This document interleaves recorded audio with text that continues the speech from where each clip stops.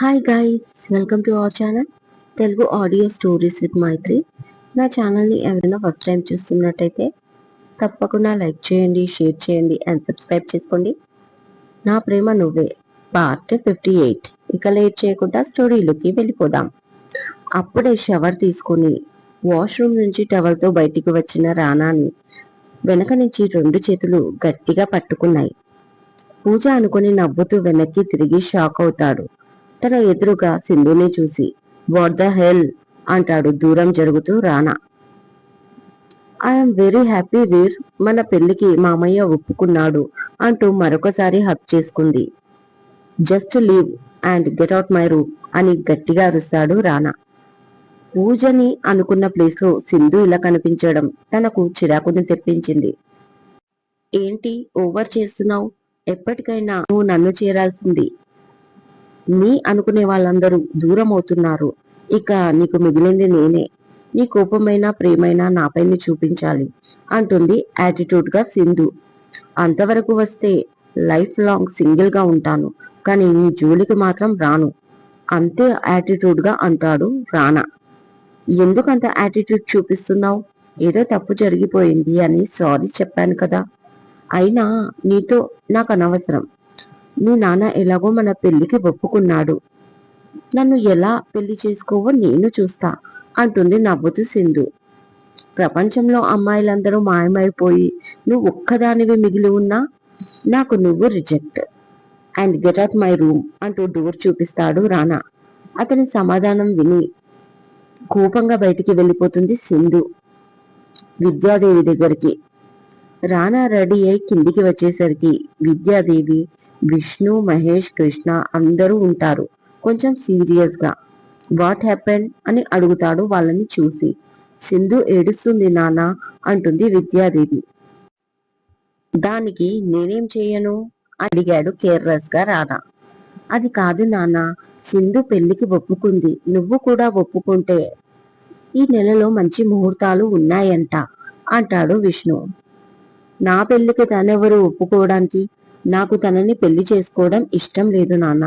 ఈ విషయంలో మీరు నన్ను క్షమించండి అంటాడు విష్ణుతో కరాఖండిగా రానా. కృష్ణకి చాలా సంతోషంగా ఉంటుంది ఆ మాట వినగానే. ఎక్కడ రానా ఒప్పుకుంటాడో అని అతను భయపడుతున్నాడు. కానీ అన్న మాట తీయొద్దు కదా అని కన్విన్స్ కి పూనుకున్నాడు కృష్ణ. మరి ఇంకెన్ని రోజులు మీరు ఇలా పెళ్లి చేసుకోకుండా ఉంటారు? మాకు మీ పెళ్లి చూడాలని ఉంది.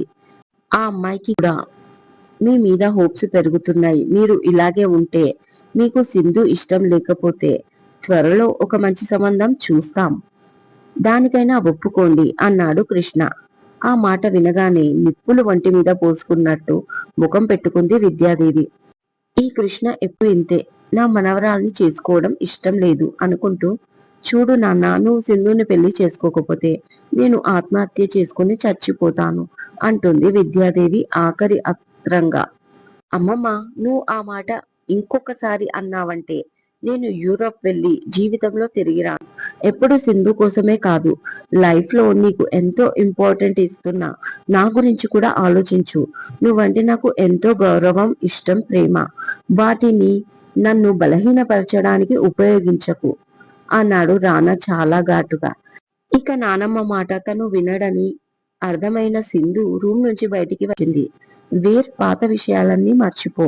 మన రిలేషన్ ని కాదు, మర్యాదగా నన్ను పెళ్లి చేసుకోకపోతే ఏం చేస్తానో చూడు అంటుంది. ఏం చేస్తావు అని అడిగాడు కోపంగా రానా. నువ్వు నన్ను ప్రేమించి మోసం చేశావని మీడియాకి చెప్తాను అంటుంది సింధు.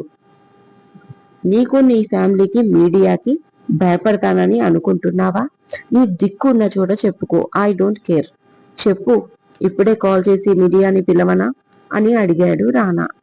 మామయ్య, డూ సంథింగ్. ఆయన లేనిది నేను బ్రతకలేను. ఆ రోజు మా నాన్నమ్మ కోసం అంతా చేశాను. మీ ఆస్తి వీర్కి, వినయ్కి సమాన భాగాలు వస్తుందని, కానీ అందులో మీ చిరాస్తుల కంటే వీర్ సంపాదించిందే ఎక్కువ అని, మీ ఇద్దరికి అన్యాయం జరగడం ఇష్టం లేదు అంటూ మా నానమ్మ నన్ను బలవంత పెట్టింది, బెంగళూరు పంపించింది. ఈ పెళ్లి జరగకపోవడానికి కారణం ఆమె. నిజానికి నేను వెళ్ళను, నాకు వీర్ ఇంపార్టెంట్, డబ్బు కాదు అని చెప్పాను. నా మాట ఎవరూ వినిపించుకోలేదు. కావాలంటే మీ ముందే ఉంది, అడగండి అంటూ అసలు విషయం చెప్పి ఏడుస్తూ కాళ్ళు పట్టుకుంది విష్ణువి సింధు. విద్యాదేవి ముఖంలో రక్తపు చుక్క లేదు. అసలు విషయం కుండబద్దలు కొట్టేసరికి తల ఎక్కడ పెట్టుకోవాలో తెలియలేదు. తనని విష్ణు, మహేష్, కృష్ణ, ఇంకా సుమతి, అరుణ, రాధిక ఏం చెప్తుందా అని విద్యాదేవిని చూస్తున్నారు. ఇది నిజమే అయితే ఆ విషయం నువ్వు అప్పుడే చెప్పాల్సింది. నేను ఎయిర్పోర్ట్ లో ఎన్ని గంటలు బతిమాలాను, కానీ ప్రతి ఒక్క విషయంలో నువ్వు నా తమ్ముణ్ణి టార్గెట్ చేసి మాట్లాడావు. చివరికి ఎవరిని ఒక మాట అనని మా అమ్మని అమాయకురాలని కూడా చూడకుండా ఎన్ని మాటలు అన్నావు అన్నాడు సుమతిని చూపిస్తూ రానా. సారీ చెప్తున్నాను కదా, తప్పు జరిగిపోయింది, ఇక వదిలేసి ఈ పెళ్లి జరగనివ్వండి అంటుంది నార్మల్ గా సింధు. అందితే జుట్టు, అందకపోతే కాళ్ళు. నన్ను నా ఫ్యామిలీ నుంచి దూరం చేయాలనుకున్న ఆ రోజే నువ్వు నా మనసులోంచి తుడిచిపెట్టుకుపోయావు. కొత్తగా ఇవాళ యాక్టింగ్ చేస్తే నేను లొంగను అన్నాడు రానా. అంత మాట అనకు వీర్, నా కూతురు నీ మీద ప్రాణాలే పెట్టుకుంది అంటూ అప్పుడే ఇంట్లోకి వస్తాడు ధర్మ, అతని భార్య జయ. కానీ నేను సింధుని పెళ్లి చేసుకోలేను మామయ్య. ఈ రిలేషన్ కూడా ఉండాలి అంటే ఈ విషయం ఇంతటితో మర్చిపోవడం బెటర్. లేకపోతే ఈ బంధం కూడా తెగిపోతుంది. తర్వాత మీ ఇష్టం అంటాడు రానా. అలా అంటే వదిలేస్తామా? కూతుర్ని నువ్వు మోసం చేశావు, కడుపు కూడా చేశావని మీడియాకి ఎక్కుతా బెదిరించాడు ధర్మ. సింధులా సేమ్. ఏం మాట్లాడుతున్నావు? పిల్ల కంటే బుద్ధి లేదు, నీకు బుద్ధి లేదా? పెద్ద మనిషి అయ్యుండి ఇలా మాట్లాడతావా అని కోపంగా అడిగాడు విష్ణు. కనిపిస్తుంది కదా వాళ్ళ మర్యాద, వాళ్ళు కావాలనుకున్న దానికోసం ఏదైనా చేస్తారు అన్నాడు కృష్ణ. మాటలు మర్యాదగా రాని కృష్ణ అని ధర్మ అనగానే, మా బాబాయ్ కాబట్టి అంత మర్యాదగా చెప్పాడు, నా దగ్గర అది కూడా లేదు అన్నాడు రానా. షాక్ అయిపోయారు విద్యాదేవి ఫ్యామిలీ. మొత్తం ఒకటైపోయారు. ఈ గొడవ ఇక్కడే ఆపాలి, లేకపోతే ఇక నా మనవడు చేజారిపోతాడు అని ఆలోచిస్తూనే కళ్ళు తిరిగి పడిపోతుంది విద్యాదేవి. అప్పటి వరకు కోపంగా ఉన్న వాళ్ళందరూ కంగారు పడుతూ ఆమెను రూమ్లోకి తీసుకెళ్లారు. ఆ తర్వాత డాక్టర్ని పిలిచారు. డాక్టర్ వచ్చి ఆమె బీపీ కంట్రోల్లో లేదు, అబ్జర్వేషన్ లో పెట్టాలి అని చెప్తారు. దాంతో ఆమెని ప్రకాష్ వాళ్ళ హాస్పిటల్ కి తీసుకెళ్తారు.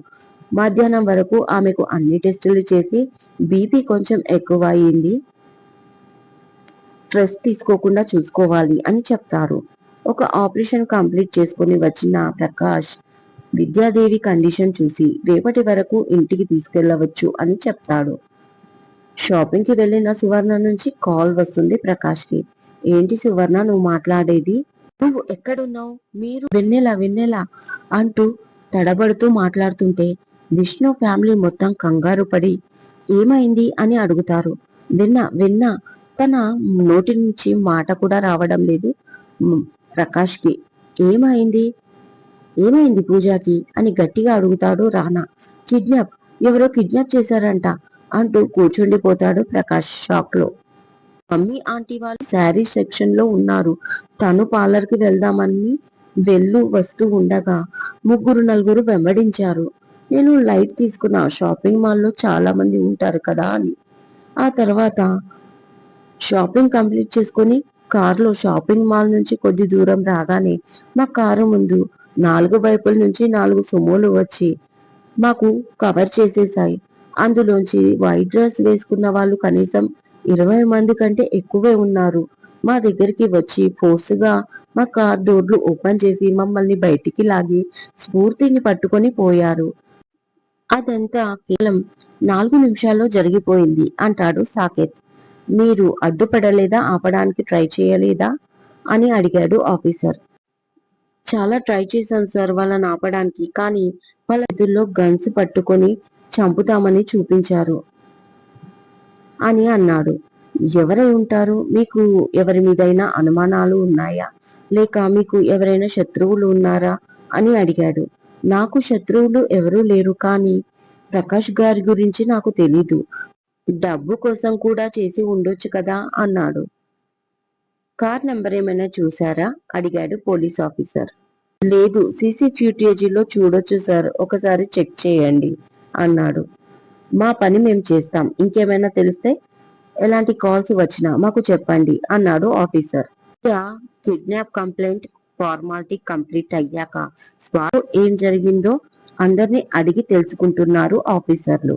ఇక బయట రానా ప్రకాష్, విష్ణు తమ్ముళ్ళు, ఇంకా వివేక్, విశాల్, వినయ్, విహార్, వంశీ అందరూ కలిసి పోలీస్ స్టేషన్ కి వెళ్తారు. సువర్ణని ఓదారుస్తూ కూర్చుంటారు ప్రకాష్ అండ్ ప్రకాష్ భార్య. ఏంటిది, ఎలా జరిగింది, అప్పుడు మీరేం చేస్తున్నారు అంటూ ఎవరికి వాళ్ళు ప్రశ్నల వర్షం కురిపిస్తారు. సువర్ణను చూడగానే అందరూ శర్మకి ఏం చెప్పాలో క్లియర్ గా ఎక్స్ప్లెయిన్ చేస్తూ ఉంటాడు అందరికి. సువర్ణను చూసేసరికి ప్రకాష్ కి కళ్ళ నుంచి వాటర్ వస్తాయి. ఏమండి, మన పాప అంటూ పట్టుకొని ఏడుస్తుంది. అన్నయ్య, నా కూతురు, నా కూతురు అంటూ సువర్ణ ఏడుస్తుంది విష్ణుని పట్టుకొని. సువర్ణ అలా ఏడుస్తుంటే అక్కడ ఉన్న వాళ్ళందరూ కన్నీళ్లు పెట్టుకుంటారు. ఏం కాదమ్మా, దొరుకుతుంది, మనం కంప్లైంట్ ఇచ్చా, సీసీ ఫ్యూటేజీ ఆధారంగా దొరుకుతుంది, ఎక్కడికి వెళ్ళదు అంటూ చెల్లిని ఓదారుస్తారు కృష్ణ మహేష్లు. ఇదండి ఇవాళటి ఎపిసోడ్. ఈ ఎపిసోడ్ మీకు నచ్చినట్టు అయితే నాకు కామెంట్ లో చెప్పండి. అలాగే లైక్ చేయండి, షేర్ చేయండి, సబ్స్క్రైబ్ చేసుకోండి నా ఛానల్ ని. మరొక మంచి ఎపిసోడ్ తో మీ ముందు ఉంటాను. మైత్రి.